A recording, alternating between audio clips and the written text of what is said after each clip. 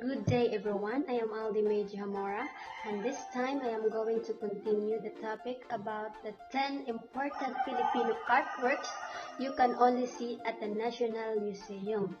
So this time let's proceed to the fifth one, which is the portrait of Serapia N. Santos y Adona in 1932 by Ramon Peralta y Resurrection. This artwork completed 3 years after Serapia's death, using photo oleo or oil painting. In the early 20th century, because of the absence of color photography, it was colorized through hand pen. Next is the Festa 1 and 2. In 2008 by MP Calapel, it was created through mixed media, meaning combination of materials used to create this light sculpture. The hammered metals in the sculpture represent the embossed metal pieces seen on the kalisa, while the hanging glass were inspired from the colorful wrappers of pastillas or milk candies from Bulacan and other Central Luzon provinces.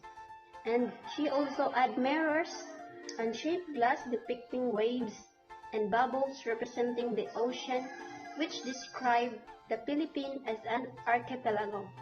These are the only sculptural work of Pilapil in the museum collection. Next is The Mother and Child in 1950 by Napoleon Veloso Abueva.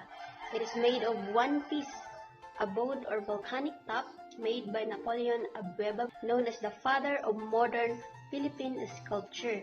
It is rendered in cubist form, with it shows a female figure in a sitting position, admiring her infant while he clings on her head. Next is The Hells of Nico in 1964 by Jose P. Joya. This painting is made using oil in canvas, in which it is Joya's interpretation of his creative experience during his visit in Nikko, Japan. It depicts the hills during summertime when the snow from the winter has melted away and exposes his imperfection, and also it represents human imperfection, considered as the finest of the 9 paintings that he exhibited at the Venice Biennale of 1964. It was the first Philippine participation in the influential art event. Next is The Arrival and Departure in 1980 by Arturo Luz. It was created through mixed media, acrylic on burlap. Burlap means it is a thick piece of cloth from jute or hemp. Arturo Luz described this artwork as the best and largest artwork he created in this medium and style. Next is The Sapuela Puti in 1949 by Nina Sagil. This shows 2 chicken, red and white cockfight. She uses oil in canvas. Nina Sagil is one of the country's pioneering female abstract artists. This time, let's proceed to the next topic about most famous Filipino artists and their masterworks. First is Fernando Amorsolo in 1892 to 1972. He often known as the Grand Old Man in Philippine art. He is portraits and painter of rural Philippine landscapes. He is best known for his illuminated landscapes, which often portray traditional Filipino customs, culture, occupation and fiestas. Then in the right side, it was his artworks, which is The Fruit Gatherer in 1950, in which it embodied the simplicity of Filipino lives and beauty. Let's proceed to Kidlat Tahimik from 1942 to up to present. He is known as the father of Philippine independent film. The government recently conferred upon him the Order of National Artist for Film in October 2018. Born Eric Bigaya, aka Kidlat Tahimik, means silent lightning in Tagalog. His films have been prominent at film festivals across America, Europe, and Asia. He is highly respected among director Werner Herzog and Francis Ford Coppola, who were both instrumental in helping him present his most famous semi-autobiographical work, Perfume Nightmare, in 1977. Perfume Nightmare advocates for the enlightenment of people about the excessive fascination with all things foreign and modern. Next is Eduardo Masferrer. From 1909 to 1995, he is born to a Filipino mother and Spanish soldier. He is regarded as the father of Philippine photography. He documented with a great detail the everyday lives of indigenous people of Cordilleras. His photographs capture the culture of the people in his community and serve as a documentation of these customary practices and rituals. He is remembered for his book on the people of the Philippine Cordillera photographs in 1934 to 1956, which was published in 1988. This is the example of his artwork or photographs, People of the Philippine Cordillera photographs, from 1934 to 1956, which was published in 1988. So, let's proceed to Agnes Arellano.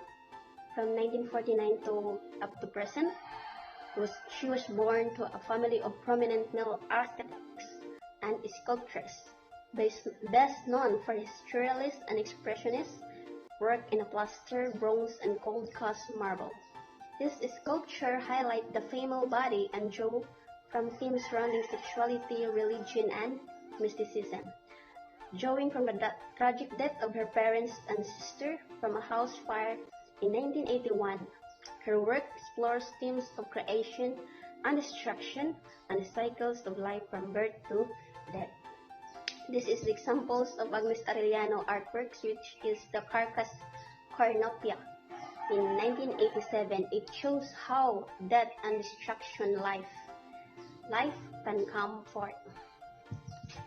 It depicts the rather morbid scene of a hooved female carcass hung up and split open, while from her turned body emerges an infant.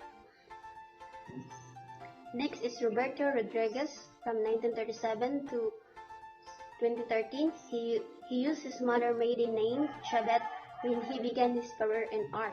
He was a mentor to many students of the University of the Philippines, where he taught for over 30 years and is acknowledged as the father of conceptual art in the Philippines. Chabet initially studied architecture, but his conceptual art installation, collage, and sculpture in the 1960s and 70s made him a rebellious figure on the local art scene.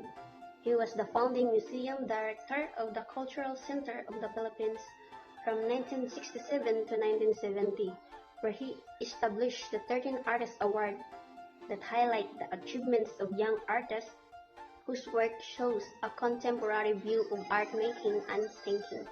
He described himself as a custodian and his work as creatures of memory.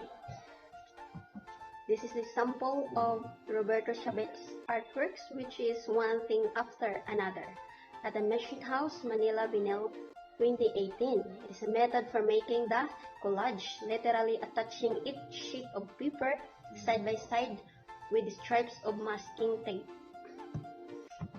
Next is Napoleon Abueva from 1930 to 2018. He is the father of modern Filipino sculpture. He was born in Bohol. He was the youngest national artist awardee appointed by then President Marcos at the age of 46. His expertise was seen in a wide array of materials such as hardwood, abode, steel, cement, marble, and bronze. This is the example of Napoleon Abueva artworks, which is the cross at Mount Samat, Bataan, completed in 1970. The white memorial cross stands as a remembrance to the soldiers who fought and lost their lives during the Battle of Bataan. This is our on example of artwork that describe the country's current socio-economic and socio-political condition. The idea of these sample artworks is we are still wearing face masks, face shield, and it's encouraged to be vaccinated. Fully vaccinated is one of the most required in order to buy inside big establishment to ride a bus. However, to those who are not vaccinated are limited to go outside. And then the price of food products are still increasing. That would be all. Thank you and God bless. I hope that you learn a lot from this lesson.